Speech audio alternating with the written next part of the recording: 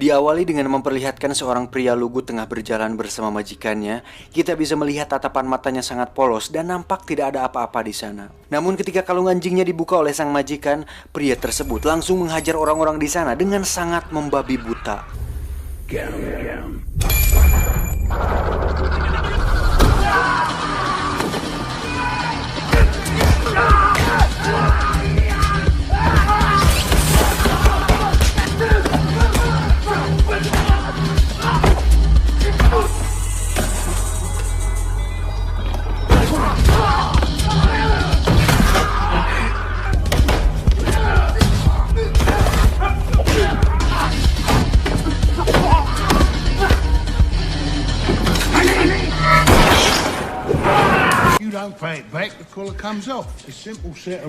Pria ini bernama Denny yang merupakan seorang tukang pukul dari seorang rentenir.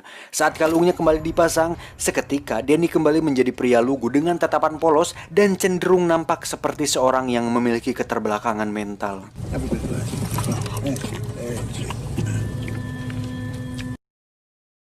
Saat pulang ke base camp, Denny pun diperlakukan layaknya seekor anjing, di mana Denny disuruh untuk masuk ke dalam kandangnya dan memakan makanan anjing. Danny, come on.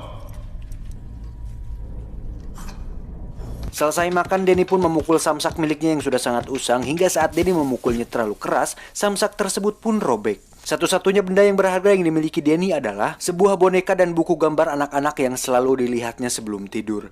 Dan Denny memiliki ketertarikan kuat terhadap sebuah piano yang mana itu akan berhubungan dengan masa lalunya yang akan terungkap nanti. Singkat cerita, malam pun tiba. Ketika si bos dan anak buah sedang pesta bersama wanita pengencrot, Denny pun memerhatikannya dari bawah hingga membuat si wanita ketakutan. Hey, where you going?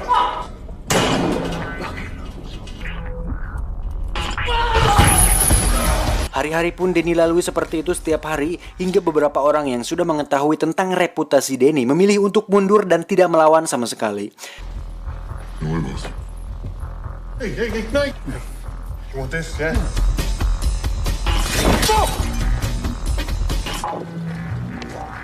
Sampai di sebuah tempat lelang perhiasan, di sana terlihat ada sang pemilik tempat di sana, di mana dia sudah mengetahui tentang bagaimana cara kerja si bos dan Denny, yaitu jika kalungnya tidak dilepas, maka Denny tidak akan bereaksi. Di situ si bos juga mengatakan bahwa untuk menciptakan binatang buas, maka didiklah seseorang dari kecil dan perlakukanlah orang itu layaknya binatang. Dan itulah yang membuat Denny bisa sampai sekarang ini. Hingga saat si pemilik menahan semua orang, Denny pun hanya bisa menyaksikan bosnya dan anak buah teriak tanpa bereaksi apapun. Hal ini cukup masuk akal karena Denny dididik untuk tidak memiliki emosi dan rasa kasih sayang yang membuatnya terbiasa untuk berkelahi saat kalungnya dibuka.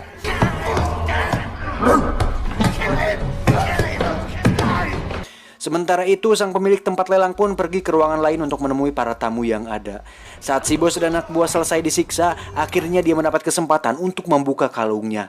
Seketika, semua orang pun dihajar sampai masuk ke ruang para tamu.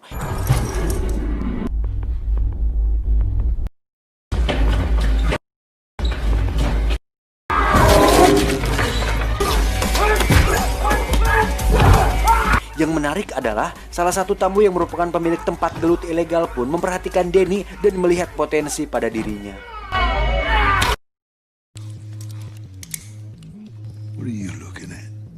Just enjoying the show. Saat kembali ke base camp, si bos pun memarahi Denny karena dia sama sekali tidak menolong, karena seekor anjing saja akan menolong majikannya saat berada dalam bahaya. Tak ingin membuang waktu, si bos pun pergi menagih ke tempat selanjutnya, di mana tempat tersebut adalah sebuah toko barang-barang antik. Tak ingin melakukan kesalahan yang sama seperti tadi, si bos pun meminta Denny untuk menunggu di luar, dan si bos menjelaskan bahwa ketika lampunya menyala, Denny harus segera masuk ke dalam karena itu adalah tanda sebuah bahaya. Dan di saat si bos terus menjelaskan, perhatian Denny justru teralihkan kepada sebuah piano tua yang berada di sana. Light, door. Light, door. Oi! Merasa bahwa Denny sudah mengerti, si bos pun langsung masuk ke sana untuk menagih. Setiap detik berlalu dan Denny mencuri-curi pandang dengan melihat piano tersebut. Hingga perlahan dia bergeser dan mencoba menekan pianonya. Tiba-tiba Denny dikagetkan dengan seorang pria yang muncul, di mana itu hanyalah seorang tukang reparasi piano yang sudah tua. Dan lagi-lagi inilah abah saya, yaitu Morgan Freeman. Dalam film ini beliau berperan sebagai Sam yang merupakan pria tunanetra yang lihai bermain piano. Karena tidak bisa melihat, Sam pun terus berbicara seolah Denny adalah orang biasa pada umumnya. Hingga saat Sam meminta bantuan, Denny pun akhirnya berkata, "Yes." You are, aren't you? Yes. Come on. Sam yang seumur hidupnya tidak tahu seperti apa warna kuning itu meminta Denny untuk menekan beberapa nada sembari dia membetulkan kerusakannya. Just relax. A little harder. Press. Oh, wonderful. And good. Excellent. Excellent. Oh, wait. Setelah selesai, Sam pun memainkan piano dengan sangat indah dan itu membuat Denny merasa hidup kembali sama seperti dirinya di masa lalu. New York City. All the great musicians want to play Carnegie Hall. I did too. Ketika terdengar suara tit, tit, tit. Ketika terdengar suara tit, tit, tit, Denny pun segera sadar dan secepatnya lari ke dalam. Namun dia terlambat karena si bos dan anak buah sudah babak belur oleh kliennya. Walaupun si bos geram dan sangat marah kepada Denny, si bos tidak bisa berbuat banyak karena Denny adalah aset baginya. Tak lama datanglah si pria pemilik Fight Club yang bernama Akung untuk menawarkannya kerjasama. Awalnya si bos menolaknya karena itu hanyalah permainan anak-anak, tapi saat mendengar bayarannya cukup tinggi, si bos pun menyetujuinya. Lucrative. Very lucrative. Sampai di sana, Akung pun menjelaskan bahwa hanya ada satu aturan di Fight Club miliknya, dan itu adalah bertarung sampai mati. Dan jika tidak mati, maka dia tidak akan mendapatkan bayaran. So glad you could make it. Dan orang yang memiliki tubuh besar dan seram ini adalah juara bertahan di Fight Club miliknya, di mana dia sudah membunuh puluhan petarung dan berhasil mematahkan ratusan tulang manusia, juga merupakan lulusan dari sebuah penjara paling sadis di Meksiko. Namanya adalah El Rico. Tak ingin membuang waktu dan berbacot ria, si bos pun langsung melepaskan kalungnya dan menyuruh Denny untuk bertarung.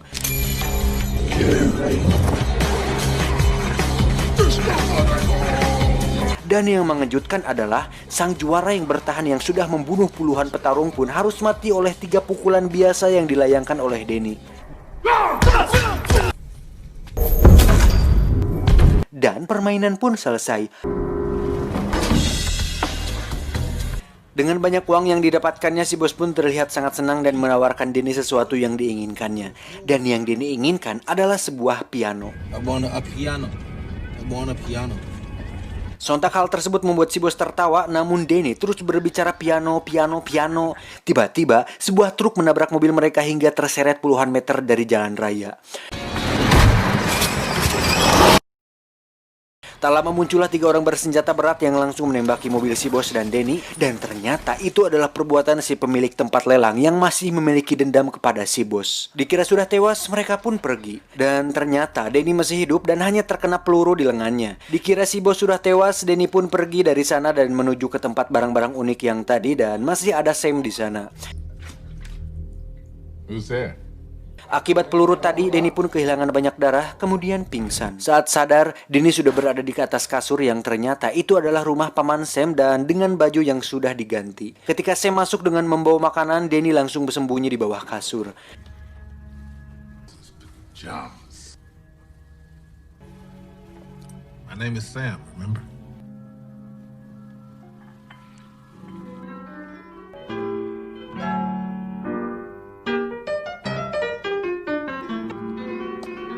Tak lama datanglah anak tiri dari Sam yang bernama Victoria, dan saat Sam melihatnya dia langsung menutup pintu. Hi.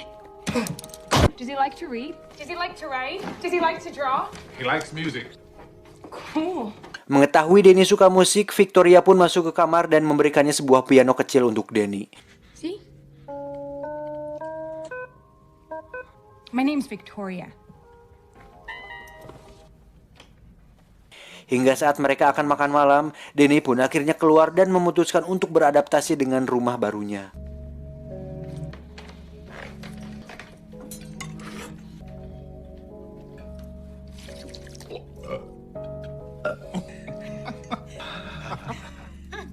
name is Danny.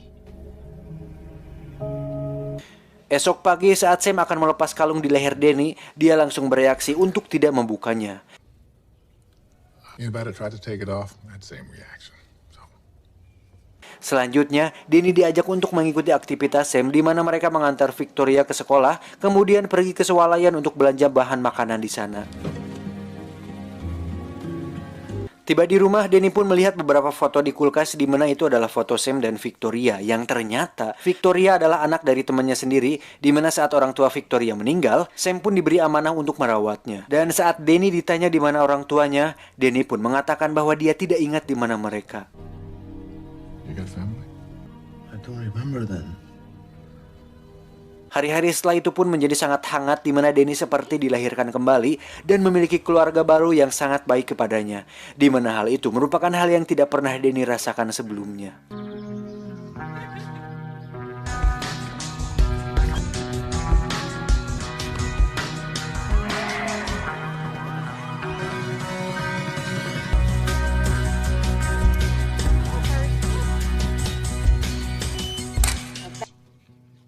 Belongs there. Dan yang menarik, ketika suatu hari saat mereka sedang belanja, tiba-tiba ada beberapa orang berkelahi di sana. Sam yang khawatir dengan keadaan Danny terus berteriak memanggil namanya, dan ternyata Danny sama sekali tidak memperdulikan hal itu. Danny! Sam pun bertanya kepada Danny kenapa dia tidak panik dan tidak bereaksi saat ada orang berkelahi di sekitarnya. Danny pun menjawab bahwa mereka tidak berkelahi dengannya, jadi dia merasa bahwa tidak perlu untuk memperdulikannya. Mendengar hal itu, Sam pun memakluminya karena mungkin itu adalah bagian dari masa lalu dan pribadinya, sehingga dia tidak terlalu memikirkan akan hal itu. Hingga suatu malam saat kedekatan mereka terjalin semakin erat, Victoria pun memutuskan untuk membuka kalung di leher Danny. Awalnya Danny ketakutan dan teringat masa lalunya, namun ketika sudah dilepas, dia akhirnya menjadi seseorang yang baru dan bukan Danny the Dog lagi.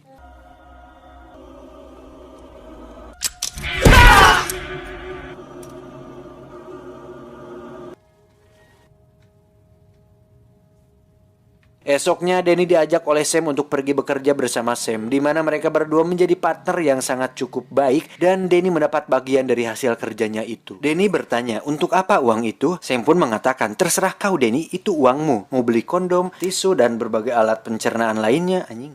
Untuk itu Danny pun pergi sendirian ke sebuah toko dan membeli beberapa topi yang unyu-unyu untuk diberikan kepada Victoria dan Sam. Hingga saat dia akan pulang, tiba-tiba dia tak sengaja bertemu dengan salah satu anak buah dari si bos. Dia pun mengatakan bahwa si bos ternyata masih hidup dan sedang mencari Danny kemana-mana. Danny pun mengatakan bahwa dia tidak akan kembali karena sudah memiliki keluarga yang baru, namun dia mengancam akan mendatangi keluarga barunya itu jika Danny tidak kembali.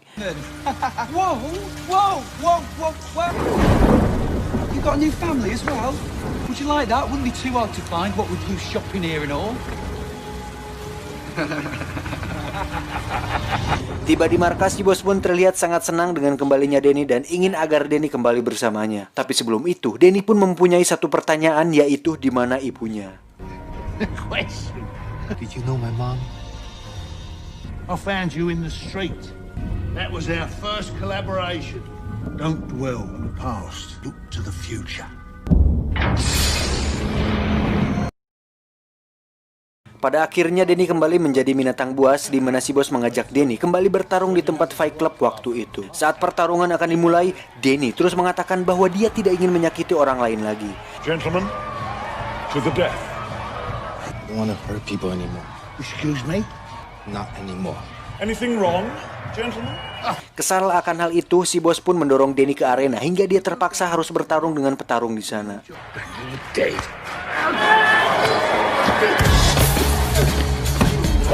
Danny pun hanya bisa menghindar dan bertahan dari lawannya karena dia benar-benar sudah tidak ingin menyakiti orang lain lagi.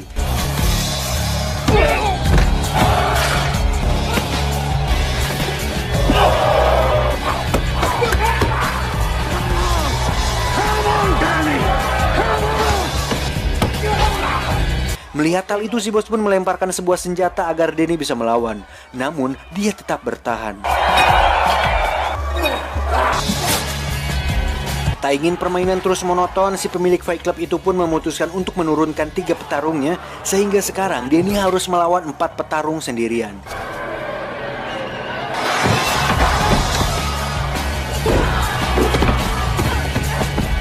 Dari situ Denny semakin dihajar habis-habisan hingga dia terlempar dan hampir tak sadarkan diri.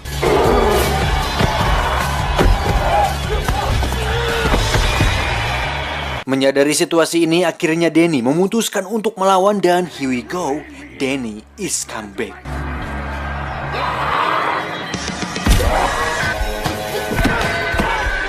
Agar pertarungan lebih seru, mereka pun melemparkan berbagai senjata, namun hal itu tidak membuat Denny kalah dan terus melawan dengan tangan kosong, hingga mereka semua berhasil dikalahkan dengan cara dibuat cedera.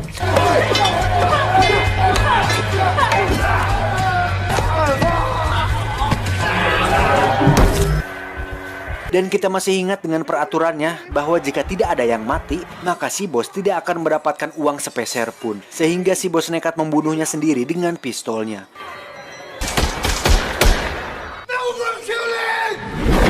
Akibat kejadian itu, Denny pun dihajar habis-habisan dan dilemparkan kembali ke dalam kandangnya. Di sisi lain, Victoria pun mempertanyakan di mana Denny sekarang, dan karena dia mengira bahwa Denny bahagia bersama mereka, Sam pun menjawab bahwa terkadang bahagia saja tidak cukup dan mungkin Denny ingin mencari siapa jati dirinya yang sebenarnya. Sementara itu, Denny terlihat sedang melihat buku miliknya lagi, di mana dia menemukan sebuah foto ibunya di sana. Hingga saat si bos sedang melakukan pengecoran bersama seorang wanita, tiba-tiba Denny muncul di sana dan langsung memaksa si bos untuk mengatakan yang sebenarnya. Karena takut, si bos pun menunjukkan foto-foto ibunya dan mengatakan bahwa ibunya seorang pelacur dan telah dibunuh oleh temannya di masa lalu. Dan si bos memutuskan untuk merawat Denny sejak saat itu.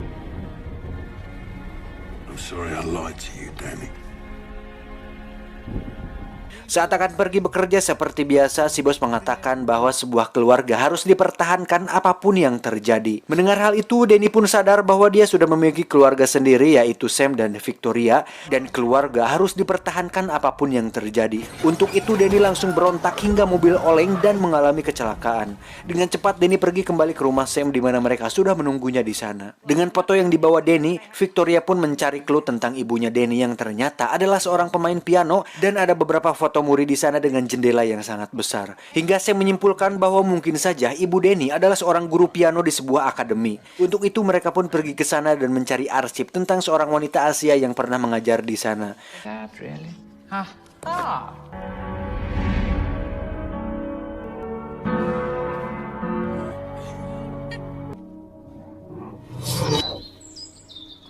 Setelah semua terungkap, akhirnya Denny bisa hidup dengan tenang dan menjalani hidupnya yang baru bersama Sam dan Victoria. Dan cerita pun belum selesai. Dan saat Victoria memainkan not dari kertas milik ibunya, seketika Denny teringat masa lalu bahwa si boslah yang telah membunuh dan memperkosa ibunya. Di mana Denny disuruh untuk bersembunyi di dalam lemari dan menyaksikan langsung kematian sang ibu. Dan yang terjadi kemudian, si bos merawatnya dan menjadikan Denny sebagai anjing peliharaannya.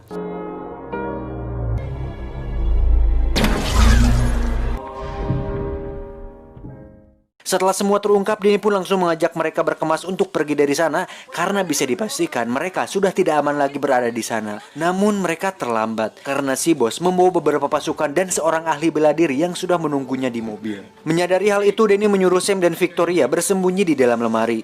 Denny sendiri langsung menghampiri mereka dan pertarungan pun tak terelakkan. Dan walaupun beberapa orang menggunakan senjata, Denny tetap menang dan berhasil menjatuhkan salah satu pasukan si bos tepat di samping mobilnya. Menyadari bahwa Denny tidak mudah untuk ditangkap, si bos pun menurunkan sang ahli bela diri untuk menangkapnya langsung.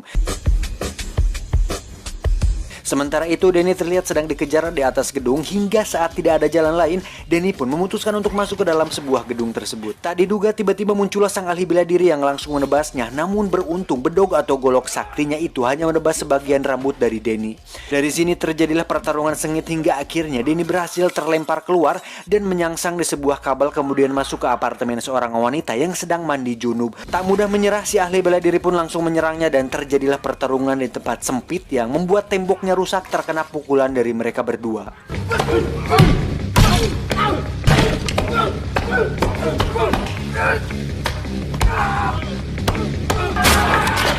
Dan ternyata tanpa golok parantingala suluhnya, si ahli bela diri ternyata tidak sejago yang dibayangkan hingga dia harus terjatuh tepat di atas mobil si bos. Melihat hal itu, si bos langsung turun tangan dan terlihat bahwa anak buahnya berhasil menyebak Denny di sebuah ruangan. Saat Denny memutuskan untuk pergi melalui celah atap, si bos pun menyadari itu dan menyuruh anak buahnya untuk menunggu di sana.